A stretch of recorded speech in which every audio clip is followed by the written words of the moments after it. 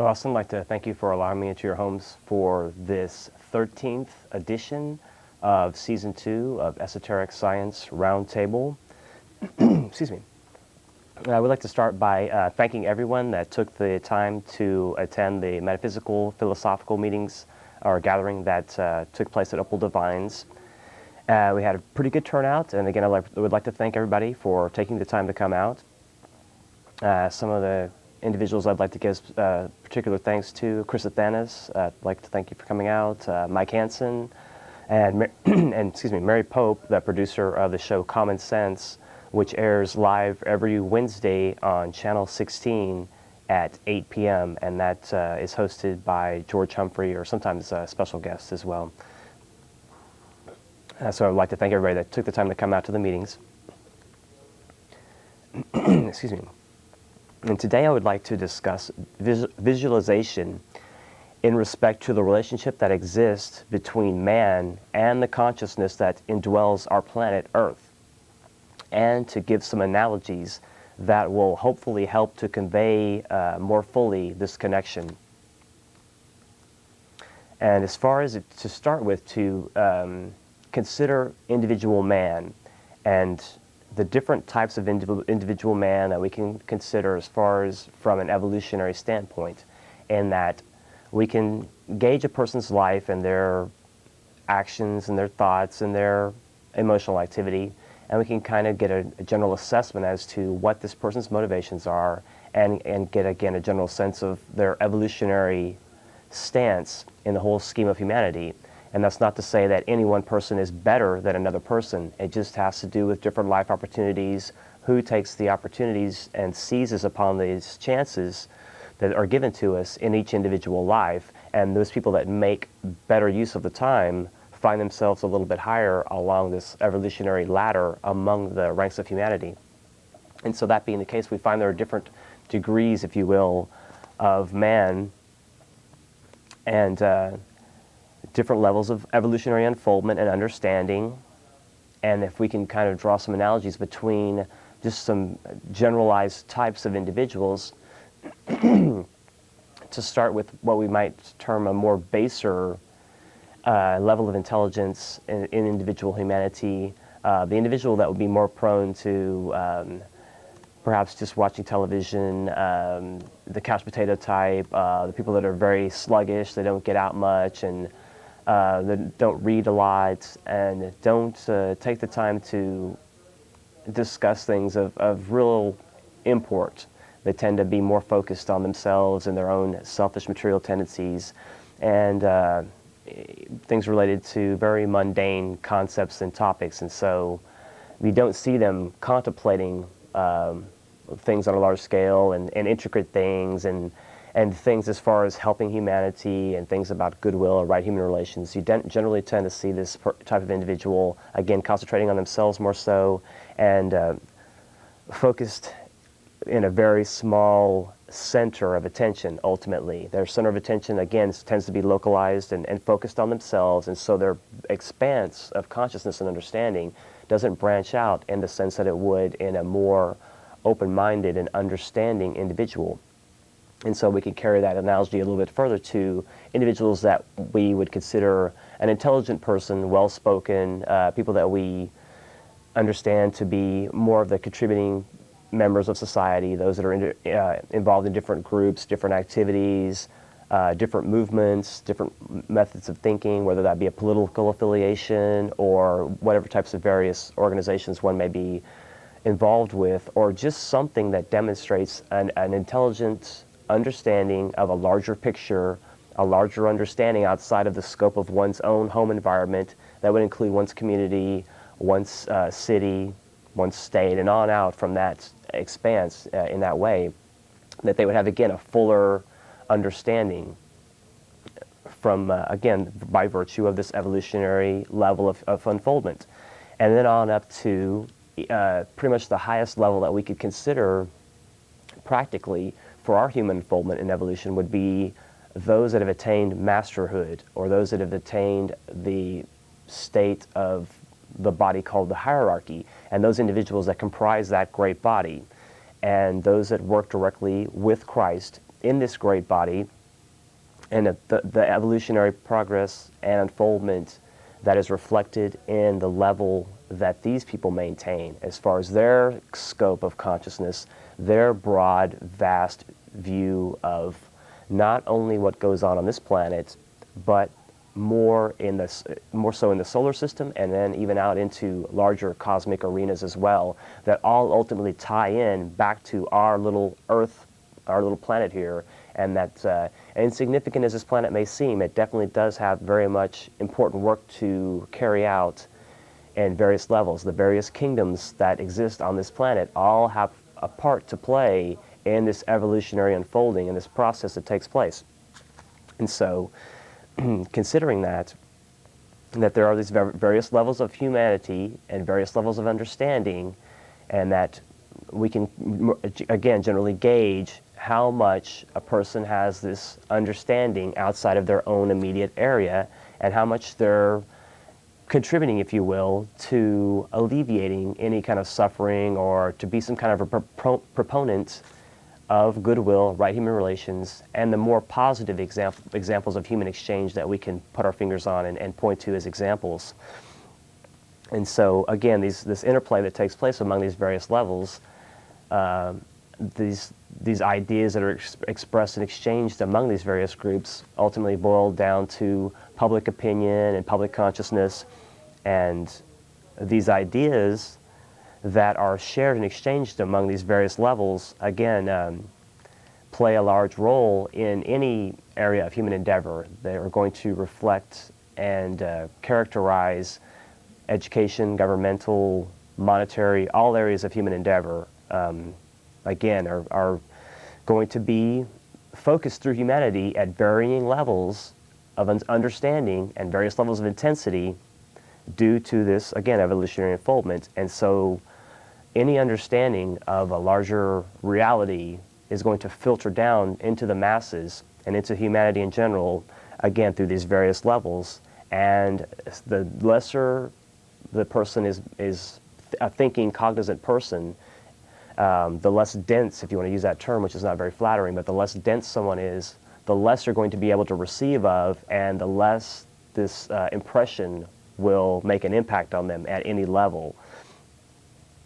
And so, excuse me, so ultimately, we have to consider also that not just in the individual cells in the body, but with the organs and different aspects of our human makeup, that lesser lives comprise our body, and that each individual man is made up of lesser lives, and each individual living thing that has a form is made up of lesser lives. And we can consider that from the atomic level, atoms, again, cellular, molecular. But there are workings going on with these organized systems within the body that keep it running and functioning, and that there are, again, lesser lives that make up the composition of a man. And so the individual person's will, the individual man's will, is going to affect these lesser lives. It's going to affect these lesser constituent parts, and it's going to either create, through this person's way of thinking, through their mental activity, the ultimate health and well-being of the body politic, or the sickness and fatigue and the dis-ease, ultimately, of our bodies. And we make our bodies, ultimately, again, with our thoughts, our thinking. And so if we're always down and depressed, then we're going to impact these lesser lives that comprise our body, and we're going to cause them detriment, and we're going to cause them harm by either neglecting or failing to nourish them in the proper manner. And that is nourishment not just through minerals and our diet and that sort of thing, and taking care of the physical aspect, but it is very much part of watching emotionally and mentally our makeup as well, so that we can at all times, if possible, be cognizant of that process, so that we can be the caretakers that we were intended to be for these lesser lives that make up our body and that depend upon us for all these things, for their livingness, their vitality, their well-being, or their disease, and ultimately their death and rebirth, just in the same sense as man dies and is reborn, if any are familiar with the doctrine of reincarnation. And so these lesser lives that comprise us are constantly going through their own evolutionary process as well in relation to our bodies. And so each person's body has these lesser lives, and they are going to be subject to that individual person's will as to how their evolution is going to carry forward. And so we can help them or we can hinder them. It depends on our minds, our thinking, and what is in our hearts as far as our emotional makeup and activity. And so it's dependent upon us to, again, either help or hinder, and the more we become aware of that, the more we can consciously realize that during our waking day and unconscious hours too, during the sleep state too, because this has to be rebuilt and recover during that rest process. So we can be fully cognizant of, again, the nourishment that needs to take place to uplift these lesser lives that make up our body. Now, if we consider our globe, our humble little home also has a consciousness, just in the same sense as this body has a consciousness. And there are other globes as well, and other bodies, celestial bodies, that also have consciousness and that interact, and that ultimately their interactions filter down to the lesser bodies, humanity, and then the lesser kingdoms from there on down. And there's an exchange that takes place as a result of this relationship that's set up. And so since our globe has a consciousness as well, and our globe is aware, again, self-conscious, and it has its own motives, its own work, and its own things that it needs to fulfill, just in the same sense that a man born into this world has a dharma or an obligation or a duty or work to carry out. So too do the intelligences or the conscious bodies that indwell the physical globes. And they too, just in the same sense as the individual men are going to be at various levels of unfoldment in the evolutionary process, so too do the different globes go through their own evolutionary process, and they're at various levels of the evolutionary process themselves. And so, in particular, with our current situation with the planet Earth, our Earth is on the verge of going through a transformation process that ties into the term initiation that I bring up quite often on this program, and that is a test or a trial that, upon reaching a certain evolutionary point, a man or a being, a self-conscious entity of a higher level as well, would continue to go through this evolutionary process. And it is a continuing, unfolding process that takes place that starts in a very humble way initially, in a very simple way, and this whole process really begins when an individual can say without any question or any doubt and know as a firm fact in one's heart and one's mind that we have a soul that's attached to this physical vessel that is the ultimate part of us, that is the kernel of the real eternal aspect of us, as opposed to this physical vessel which is temporary and transitory and only useful for, again, a certain period of time until it is deemed no longer useful, and we have to have the consciousness recede from this physical vessel and go through its process until it can be ready to, again, incarnate into another vessel that's right and adequate and proper for that unfolding work to finish and culminate ultimately. And so that process takes place as we go through the different evolutionary processes. We find ourselves getting into different bodies that are going to be fit and proper for our lessons at that time. And as we understand more so this life process and evolution, we can actively participate and we can force our hand to a certain degree and speed up the process and take control of the process of our evolutionary unfoldment and have an intelligent understanding and, again, make use of this relationship that exists between the various kingdoms in nature so that we can also make use of this evolutionary process, this initiation concept, and we can also go through these various tests and trials that once we achieve some ways to get past these different tests and trials, and we become successful going through these different levels. And again, the evolutionary unfoldment that accompanies this expansion of consciousness at these various levels, that as we go through and find our way again up this evolutionary ladder, that it's all part of this process. It's all part of this unfolding process that allows us to continue an increasing expansion and understanding. And this happens at many different levels. And this unconscious, or excuse me, well, initially unconscious aspect filters its way up through the various kingdoms: mineral, plant, animal, mankind. And then once it reaches the human condition, again, we have the opportunity to become so-called perfect.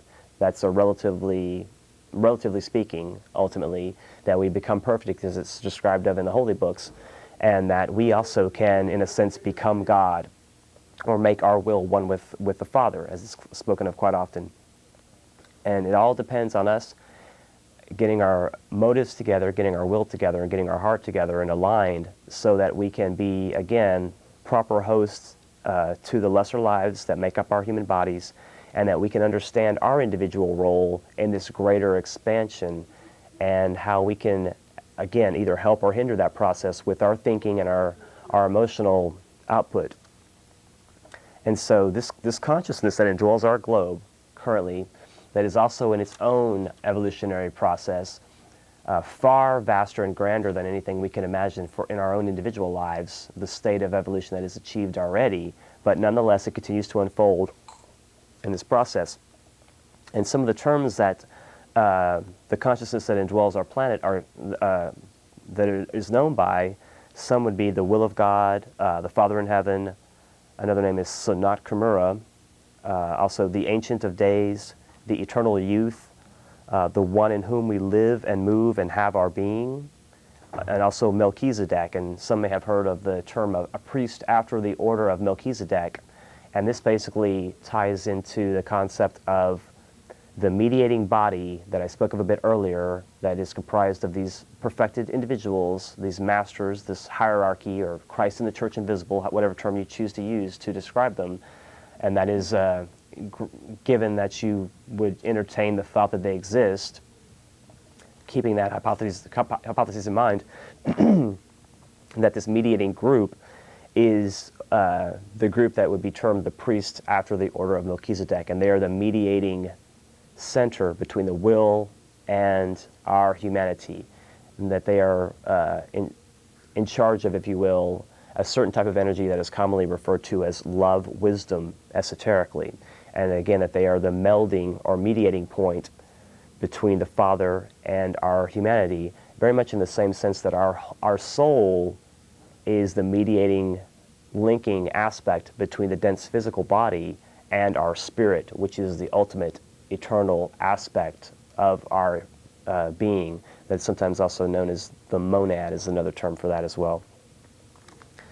And so, again, considering that our consciousness does mirror in many ways the consciousness of our globe, and that if we make these analogies and we use the age-old axiom, the age-old truth, as above, so below, we can gain much understanding in these comparisons and see how the lesser relates to the greater, and how we really do have a part to play if we can just realize it, to various degrees. It's up to us as to how much energy we want to expand into what we feel our talents are that we can accentuate and offer up for, again, the salvaging of humanity, the helping of the race, and to have some sort of expression of goodwill and right human relations brought forward. And so, again, this is up to each individual person to make themselves aware, as they so choose, about this process and the role that we all play. And so, just as the Native Americans well understood, our planet's makeup has different functions, just as a human body, the different parts of the body perform various functions that allow this multiple activities to take place harmoniously and synchronistically.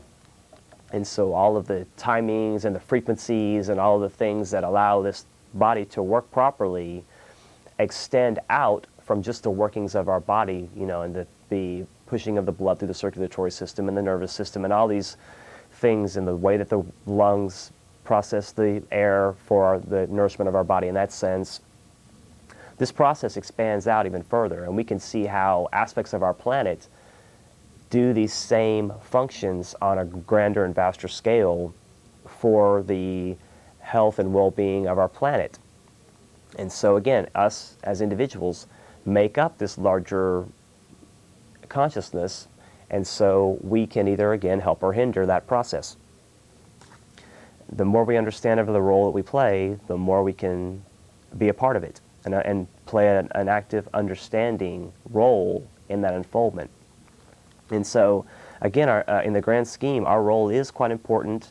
And to bring this analogy full circle, to think of individual humans on this planet, we are very much like individual brain cells of the brain of the consciousness that indwells this globe. So if you want to give this consciousness a name, Sanat Kumara, which is esoterically considered the name of the consciousness that indwells our globe, that Sanat Kumara, the brain activity of that great life, that great individual self-conscious entity, is comprised of our lesser thoughts, wills, emotion, and now that all together, again, I spoke earlier, public opinion, public consciousness, and the concepts that take place globally and on a vast scale, concepts that hopefully would mirror the divine law in the sense of our quest for freedoms, individual freedoms, respect, just mutual respect among living entities, in particular self-conscious entities.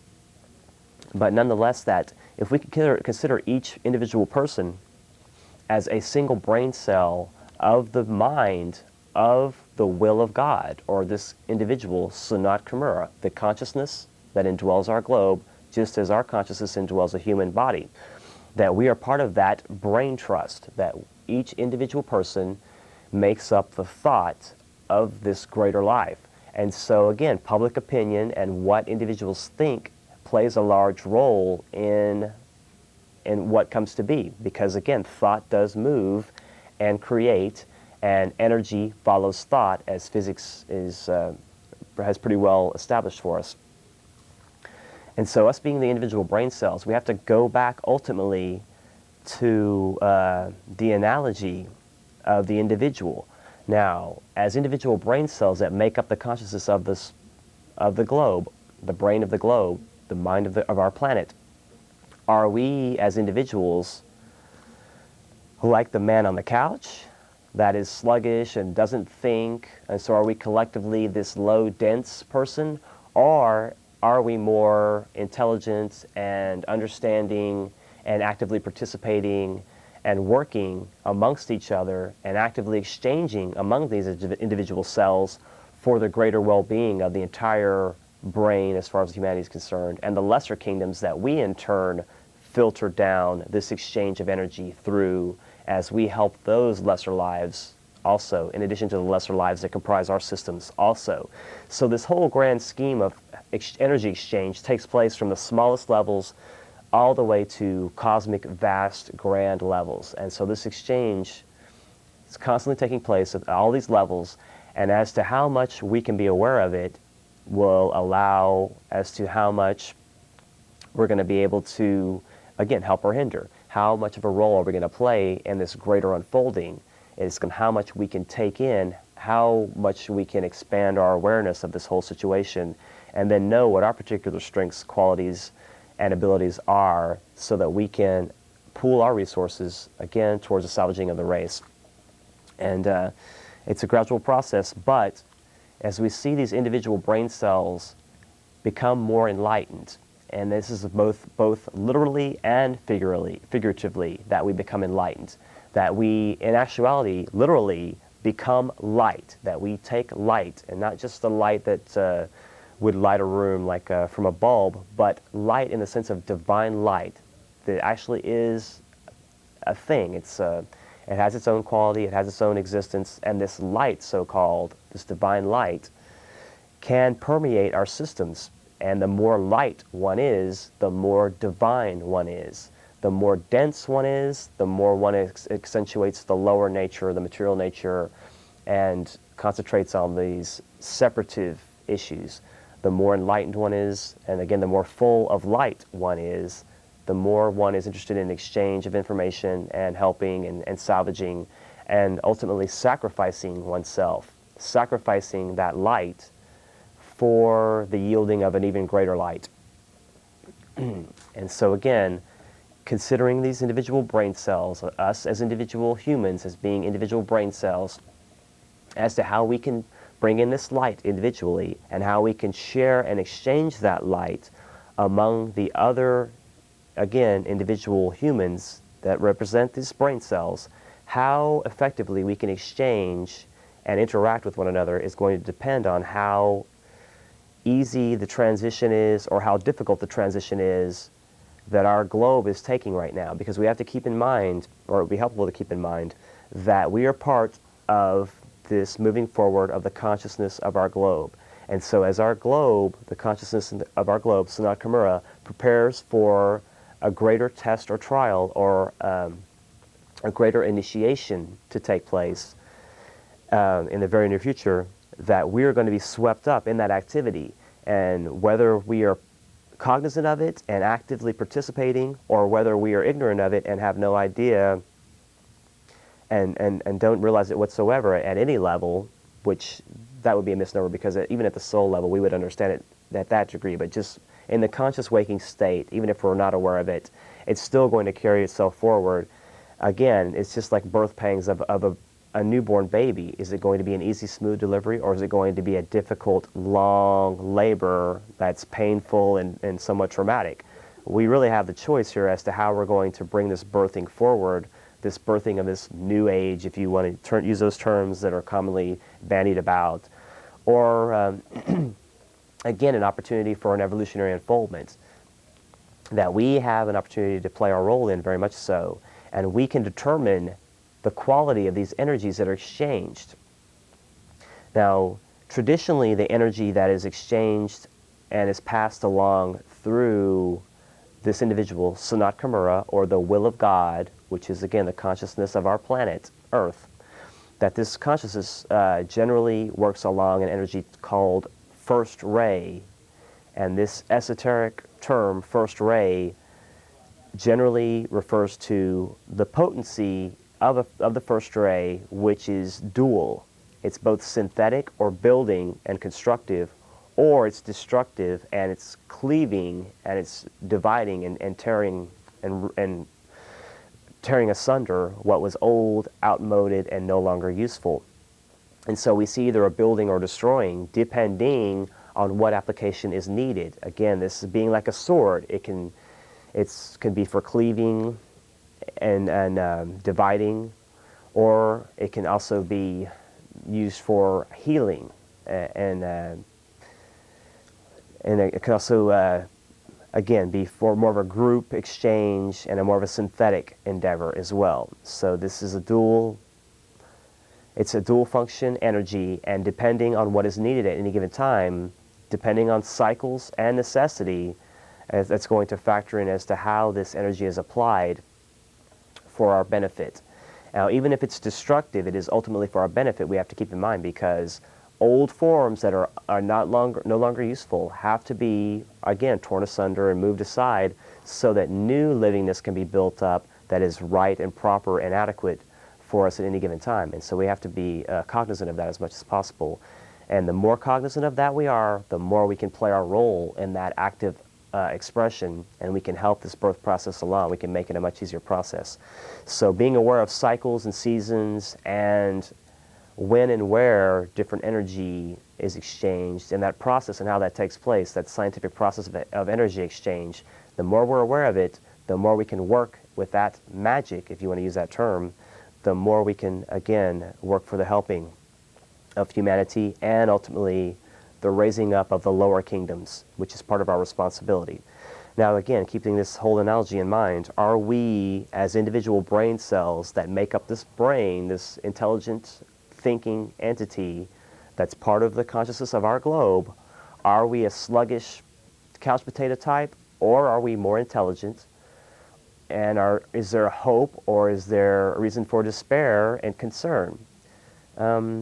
in my humble estimation, there is certainly some reason for concern, and you can certainly point to examples that humanity has still got a ways to go as far as this evolutionary unfolding and being civil to one another, being respectful of one another, and working to help one another.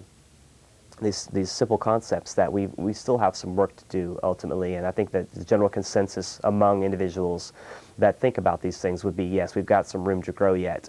But I am a bit more optimistic ultimately about this new world man that we are a part of and involved in.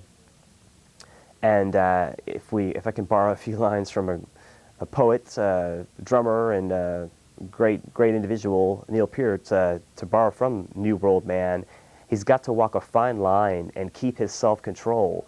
And I think that theme very much indicates the attitude and demeanor that we should take as individual humanity, that we are walking a fine line between spirit and matter, between negative and positive, and between a lot of potential, that we're right on the edge of much potential right now. And as we walk this fine line, we must keep our self-control, because rational, calm thinking under duress and stress is very much needed.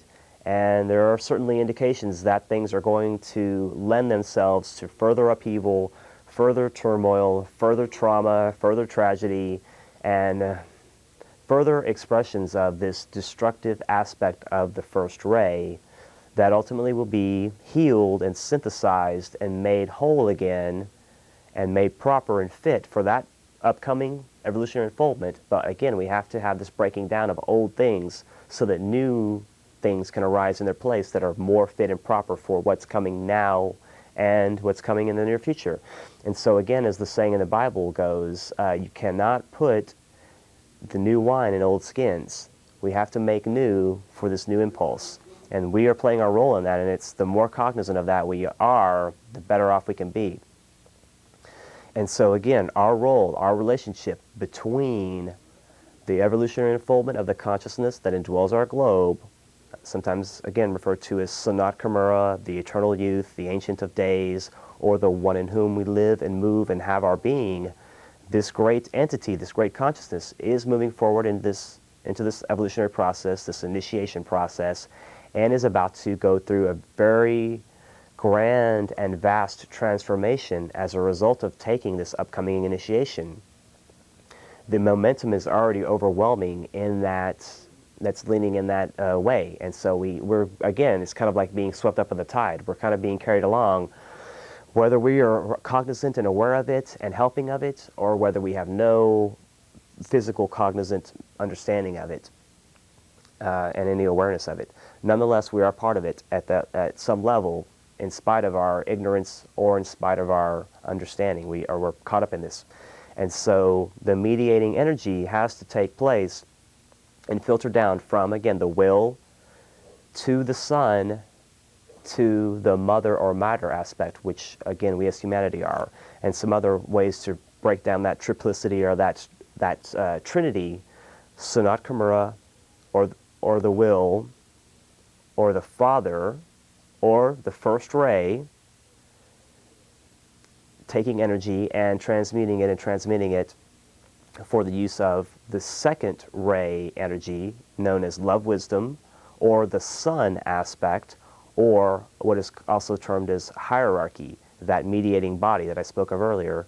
And then the third aspect of this, the third ray energy, or what is often referred to as active intelligence, the Holy Spirit, humanity, and also the mother or the matter aspect.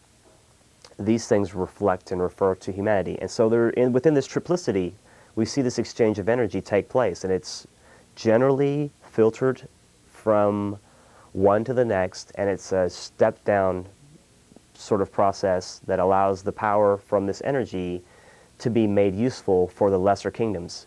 Again, as it filters down and is made useful. And this energy exchange on our planet, keeping in mind, is part of an even vaster energy exchange that takes place between the various planets in our solar system and extra-cosmically outside of our system. to other bodies, Sirius and the Pleiades in particular, if we really want to consider that aspect of the esoteric exchange and what all that has in store for us and what all that indicates as well. But there's this exchange that takes place ultimately. You can look at the energy exchanging between atoms in a human body and then on to the cellular, the molecular, the energy exchange between the various organs and the various systems in the body, that this intelligent exchange is very analogous and similar to the intelligent exchange that takes place in the consciousness of our globe, and that we are the lesser part of that greater consciousness. And so, again, I'm reiterating quite a bit and trying to hammer this point home because this is very important to get this analogy together to understand that we, again, are part of this active intelligence. We are part of the mind of God, and we can help or hinder any transformation process that's taking place. Now, this transformation process, this initiation that I'm describing in many of the New Age circles and what have you, some of these areas of research and understanding, this initiation in particular is commonly referred to and connoted by the year 2012, and that year 2012 is this benchmark indicator for us of this transformation or this initiation period or process that's taking place for the consciousness of our globe. Now, are we going to help this or hinder this? Again, it's up to each individual person as to how much they want to be involved in this moving forward process. Excuse me.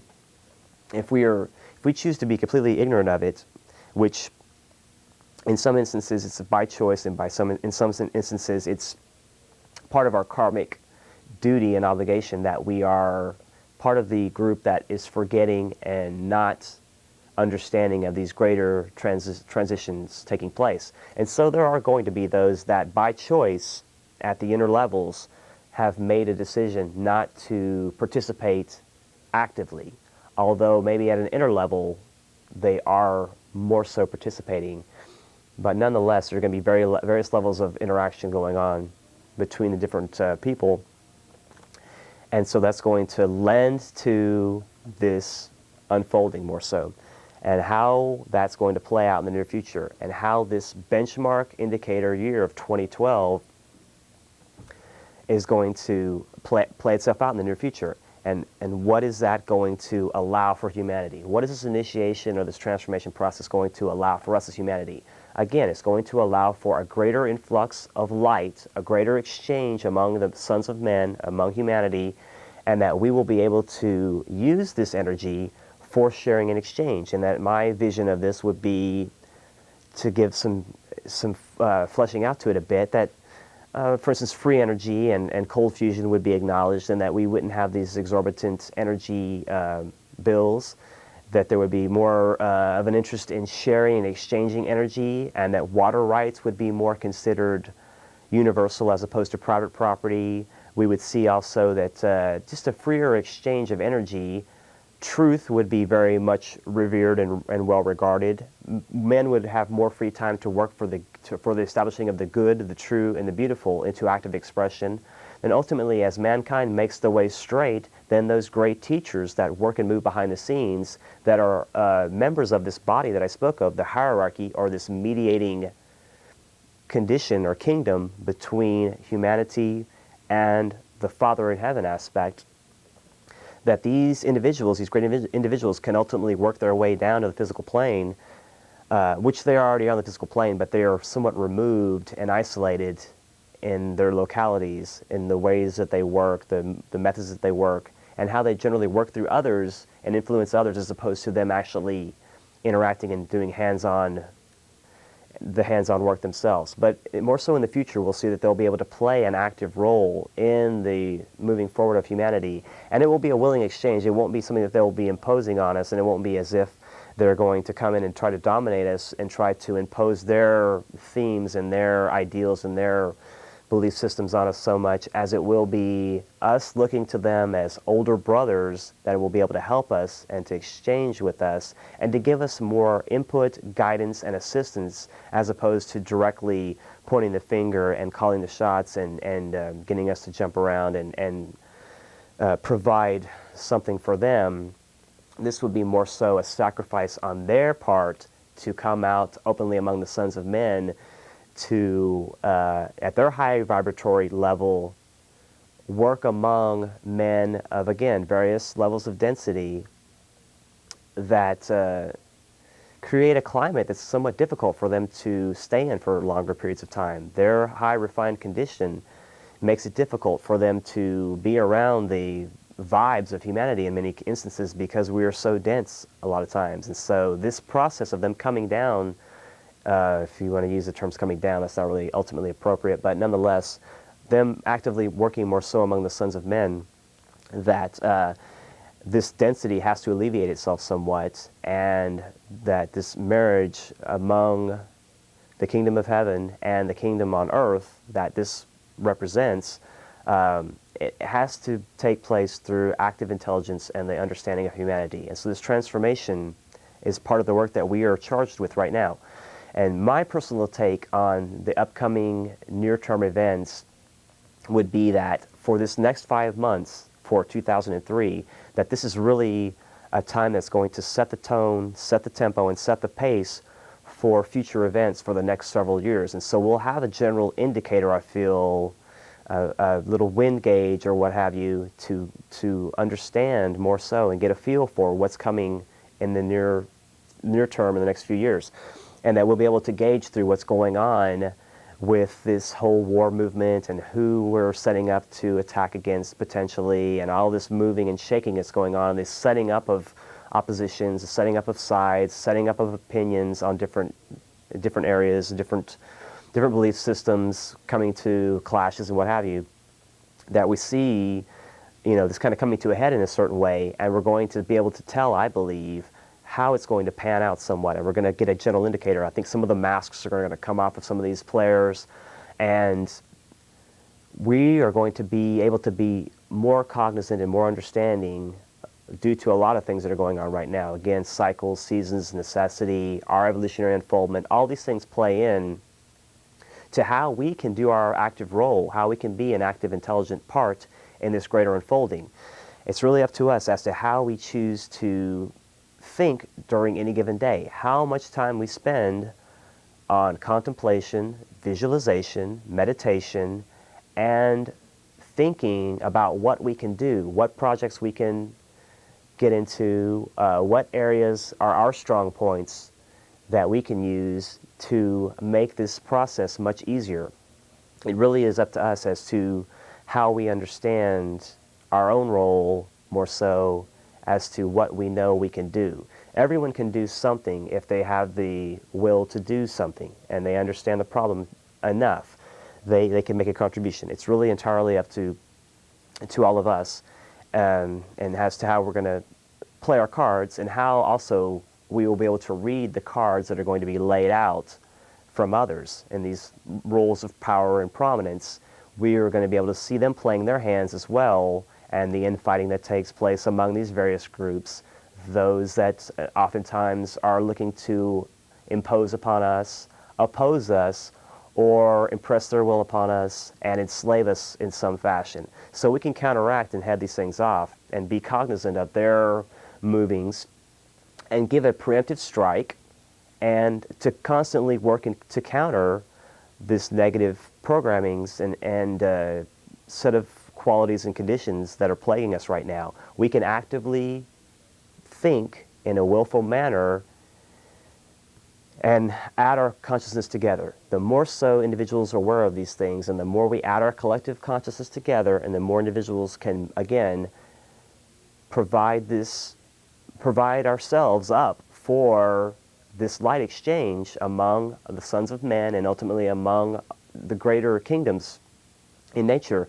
How we choose to think about this process and how we choose to fit ourselves for this process are going to depend a lot. And right now is a key time that I would really like to stress. I have to really emphasize that right now is a key time for us to please keep in the forefront of our thinking at all times, if as much as possible, during our conscious thinking. And I know certainly we get sidetracked by the everyday events and having to pay bills and children and all these other needs and necessities that we have in our lives that we have to attend to as well. And we can't neglect these things either, because we have to keep our houses in order at these simple levels first, so that we can branch out and take care of greater work. But keeping that in mind, once we keep our houses and homes in order collectively, then we can branch out from there. So us being individual brain cells of the consciousness of this globe, we have this duty and obligation to work with the other cells and to keep the optimum flow of energy going and to keep the visualization process on the positive end as much as possible. Keep this fear and uncertainty and the negativity and the divisions and all this apathetic thinking, relegate that to its proper place and get it out of here as much as possible and accentuate the positive. That is the key right now. We have to really accentuate the positive, because in light of what we're going to see, things are going to seem kind of gloomy and doomy, and certainly we get news on that every day. Anytime we watch the news or we're understanding of what's going on, we see, again, this destructive process, and it's kind of disheartening to a certain degree. How are we going to play our cards? How are we going to either preempt this energy, or how are we going to play along with this energy for the best, most optimum helping of humanity and this transformation process that is often spoken of as this 2012 benchmark year that's going to indicate, in general terms, a transition, a great transition that we have an opportunity to take hold of right now. So please, please, if we can at all, in our own individual prayers, our own individual thoughts, our own individual contemplations, during our waking day and during our idle time, during our thinking and our drifting thoughts and our daydreams, all this mind process, this mind stuff, if we could keep focused somewhat on our role and what we need to do to help others, what we can do to help others, our own individual strengths and our role that we can play to help this transition. We as individual cells can either accentuate enlightenment or enfrightenment. We can be the dull, dense, ignorant humanity, or we can be enlightened, we can be expressive, we can be creative, and we can allow for this fuller efflorescence. We can allow for a fuller flowering forth of something good, the good, the true, and the beautiful. Things that I think most people would agree are worth working for. So let me go ahead and grab some calls quickly and see what's going on. Hello, caller, you're on the air. Hello. Hi, how are you? Hey, pretty good. How are you doing? Good. Yeah, is that sort of kind of like what the Zembic people talk about, sort of what you're elaborating on? I don't know if you watch any other Access shows, but Fag Bashers Unite. Oh, you got me, buddy. You got me. Hey, buddy. I'm going to have to chat with you a bit there, buddy. I know you've been plaguing my good buddy Jeff quite a bit on his show, Mr. Basher, and it's curious to me as you take the time to, come with your clever intros and you change the fluctuation of your voice and what have you, but then you ultimately come to this lame premise, this very childish thing that you have to keep repeating. And I wonder what your motivation is. Is that what you spend your waking time considering? How am I going to be able to sneak into some Access television show, get under the radar, and be able to say my little saying? If that to you is that important, I question your mental health, my good man. But thanks for taking the time to view, and also thanks for taking the time to view Jeff's show and giving us a little entertainment, I suppose. Have a nice evening. Hello, caller, you're on the air. Hello? Hi, how are you? Go ahead. Yes, I wanted to tell you I very much appreciate you bringing your show to the air. Thanks. And I also want to say that I agree we should all be helping to raise the vibration of the planet. Mm-hmm. And when you spoke about the period of the next 5 months, I was curious as to where you actually came up with the 5 month time period. Is that speaking astrologically, or what are you basing that in? Just my own intuitive sense that since about the year 2000, that I have really felt that this introductory, through the spring, you can say, of 2003, was going to be a benchmark indicator that was going to really portend and portray for us what was going to happen, and really allow us to have an indicator, again, as to how the cards are going to be laid out and how we can play our role. And again, it's just based on my own intuitive feeling. I don't really, I'm astrologically influenced one way or the other, whether I'm cognizant of it or not, as we all are. So I didn't base it specifically on that information, but just intuitively more so. Did you have anything else that you care to add? No, I just thought maybe you had something else there. I thought it was maybe intuitive, maybe something else. That was just my curiosity. Mm-hmm. No, just my general sense of things, and from talking to other people, like for instance the meetings that myself and Jeff Contreras host, and getting a general sense from talking to some people about some other people that speak about these types of things from other areas, both from your New Age community and your Patriot movement, that there is a merging of thinking along those lines right now. And so to me, that's no coincidence. This just seems to be, again, this merging of energies from various levels. And that's part of my hope, definitely, is that you get individuals from various endeavors, your Patriot community, your so-called New Age community, and all these various individuals that are coming together more so and seeing collectively eye to eye. So that's part of my hope, definitely. Yeah, it's part of my hope that everyone will pray for peace. That's a good thing. That certainly doesn't hurt. Thank you for your time. Have a nice evening. Thank you. Bye-bye. Hello, caller. You're on the air. Hello. Hi, how are you? Go ahead. Hi. I've studied several different types of religions in my past, Mm-hmm. and I just haven't seemed to find any light of hope or anything. I'm getting really depressed. What do you think I should do?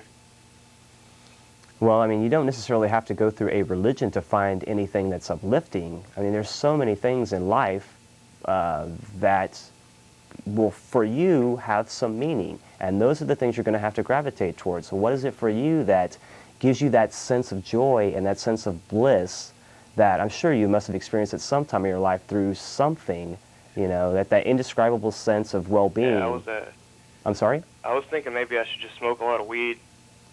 Well, excess of anything is not going to be the answer, man. You're going to have to really, that's getting into any excess like that. My friends were talking about you a couple minutes ago, and we thought that you might be more successful on the show if you grew a beard. And let you go, buddy. I mean, as far as leading a Christ-like life or emulating Jesus, I know I have my fur's a little long and what have you, and certainly a lot of the great teachers and a lot of the great musicians that I have admired throughout time, tend to have their hair a bit longer or what have you. But as far as the beard thing goes, now it's taken it a bit too far.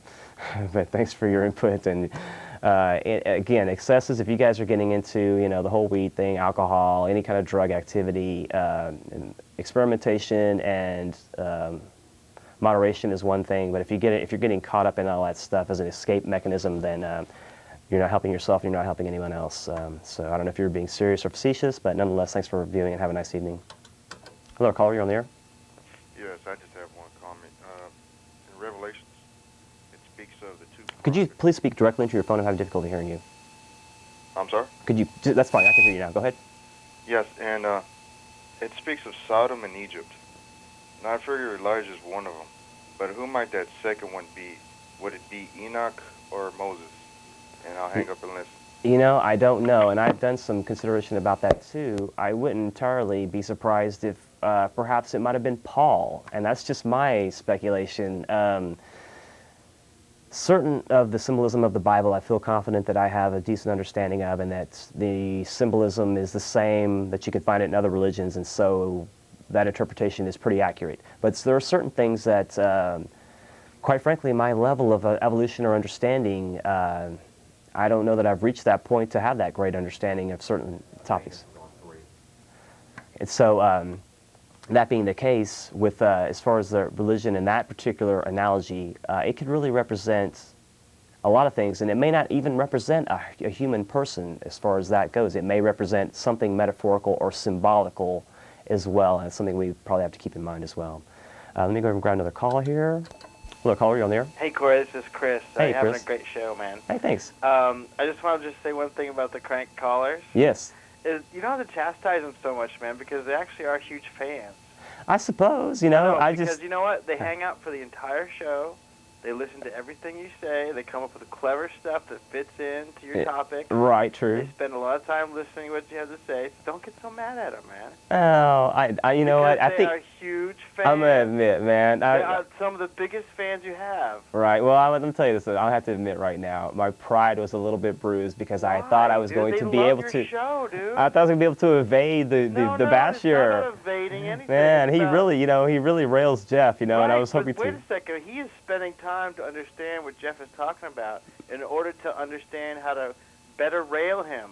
And good. That takes some intelligence and thought and time and effort, more than your average just whatever viewer, so don't get so mad, man. Those guys are hardcore fans. All right. Hey, you're making a very solid right, point, I'll and I talk to you hope that soon. he's listening. I'll talk to you soon. Hey, I'll talk to you soon. Yeah, I hope he's listening as well, because you're making solid points, and you're speaking some profound truth there, my good man. Thanks, Chris. I appreciate you taking the time to call. And again, thanks for coming into the meeting last night. Your input and insight was very, very well welcomed, and thanks again for your call.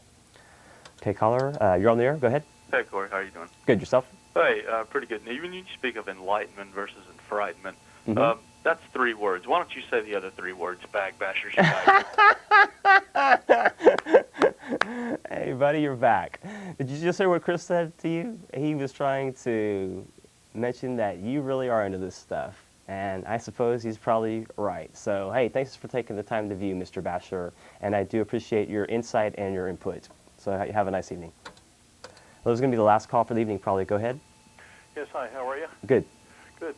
Yeah, I've watched your show a few times. I called in a few weeks ago, Mm-hmm. and I appreciate everything you said. I appreciate your articulateness and everything. I don't really have any questions right now. About the first crank caller, though, I was going to say that I didn't really feel that you got that mad at him or anything, or unruffled. I really feel sorry for him, though. That's the main thing.